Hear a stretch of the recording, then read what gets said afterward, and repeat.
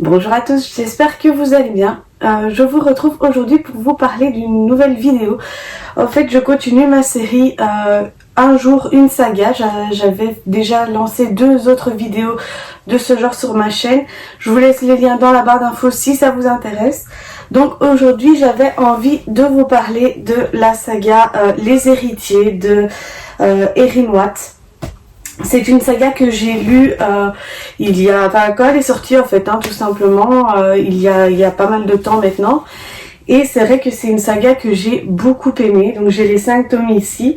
Donc on a tout d'abord La Princesse de Papier. C'est un livre dans lequel donc on fait vraiment la connaissance des personnages. Donc là ça tourne beaucoup plus autour de Ella. Ella donc qui arrive dans sa nouvelle famille. Donc voilà, bon, je regarde un peu le résumé parce que ça fait depuis très longtemps que je les ai plus lus. Mais donc oui, donc celui-là suit donc les aventures principalement de Ella quand elle arrive donc dans la famille et donc quand elle fait connaissance avec tout le monde. Donc ça tourne beaucoup plus autour d'elle.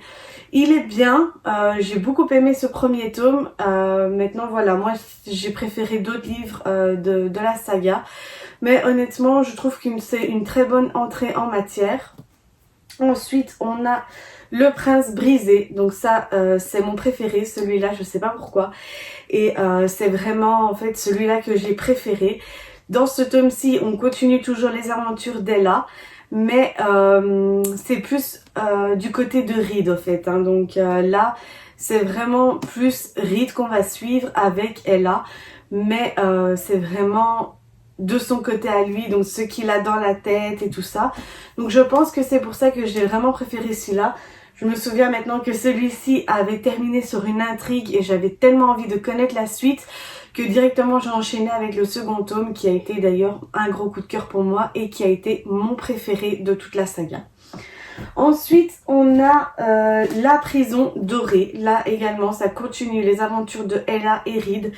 Mais toujours du côté des deux en fait. Vraiment, là, c'est un chapitre chacun. Donc c'est une fois Ella, une fois Reed. Dans le deuxième tome aussi, c'était comme ça. Si je ne dis pas de bêtises. Et donc celui-là continue leurs aventures. Donc on fait plus connaissance avec eux. On suit plus leurs aventures et leur parcours et tout ça. Donc c'est vrai qu'il était pas mal, vraiment il était bien, moi j'ai bien aimé. Ensuite on a les 2 derniers et celui-là c'est Le Prince déchu. Donc là on quitte l'univers de Ella et de Reed et on part dans l'univers d'Easton. Easton Royal, donc le frère de Reed. Voilà, on oublie quasiment Ella et Reed et j'ai trouvé ça très dommage. C'est vrai que les 2 derniers tomes, moi je les ai pas trop aimés. Pourquoi? Parce que vraiment on ne parle plus assez de Ella et Reed et on est vraiment principalement basé sur Easton. Donc voilà, j'ai bien aimé, vraiment, c'est une saga que j'ai bien aimée, mais c'est vrai que je trouve juste dommage que à partir de ce tome-ci, donc du tome 4, on a commencé un petit peu à les oublier, mais on en parle toujours. Mais bon, comme ils sont partis maintenant à l'université, si je dis pas de bêtises dans ce tome-ci, c'est pour ça qu'ils ont décidé de s'intéresser plus à un autre membre de la famille royale. Et donc là, dans ce tome-ci, c'est Easton. Et donc, dans le dernier, c'est le tome 5, c'est Le Royaume en danger. Donc là également, c'est toujours les aventures d'Easton. Là, si je ne dis pas de bêtises, on parle même encore moins de Reed et d'Ella. Donc c'est vrai que là ça suit les aventures de Easton avec Hartley. Donc dans ce tome-ci aussi, c'était avec Hartley. Donc Hartley est une fille que Easton apprécie beaucoup. Et donc voilà, il s'est passé des choses dans le tome 4. On connaît enfin les réponses dans le tome 5.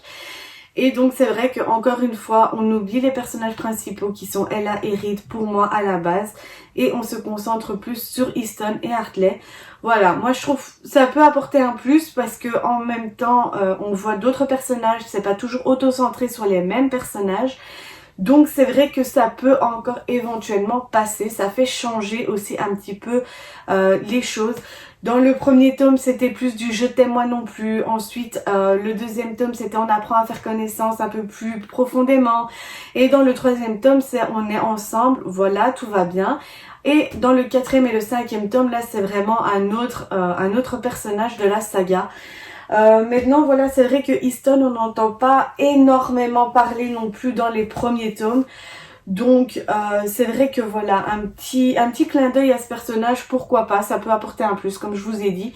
Là, il y a 2 tomes complètement qui sont consacrés à Easton, mais vraiment, moi, ça ne m'a pas plus dérangé que ça. On va dire que les bêtises que Reed faisait avant, c'est Easton qui les fait maintenant, si pas pire, même avec certains détails qui se passent dans le tome 4 et 5. Et donc voilà, en quelque sorte, c'était donc le résumé un petit peu de la saga Les Héritiers.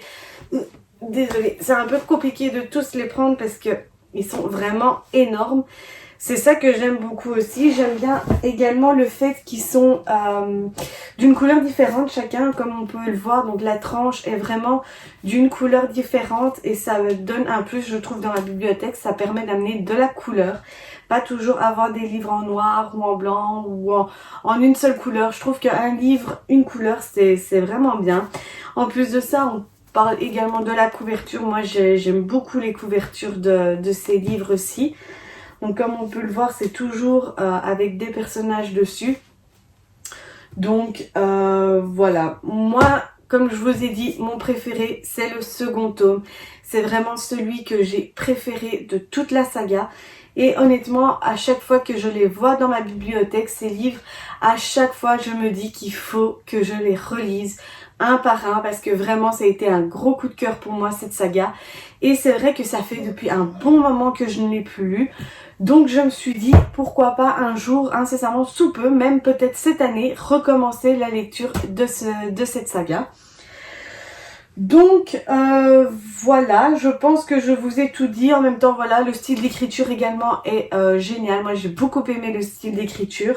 Il se lit assez rapidement, l'écriture est fluide. Donc c'est vrai que ça passe. En fait, on ne voit pas le temps passer quand on lit ces livres et c'est ça que j'aime bien. Maintenant, voilà, je pense que je vous ai tout dit à propos de la saga Les Héritiers d'Erin. N'hésitez pas à me dire dans les commentaires si vous aussi vous avez lu cette saga et ce que vous en avez pensé. Je vais peut-être les tourner dans l'autre sens. Voilà, ce sera mieux. Donc si vous aussi vous avez lu cette saga et ce que vous en avez pensé ou au contraire, si elle vous tente, n'hésitez pas à activer les petits likes et à également vous abonner à ma chaîne si ce n'est pas déjà fait. Sur ce, moi je vous fais des gros bisous et je vous dis à la semaine prochaine.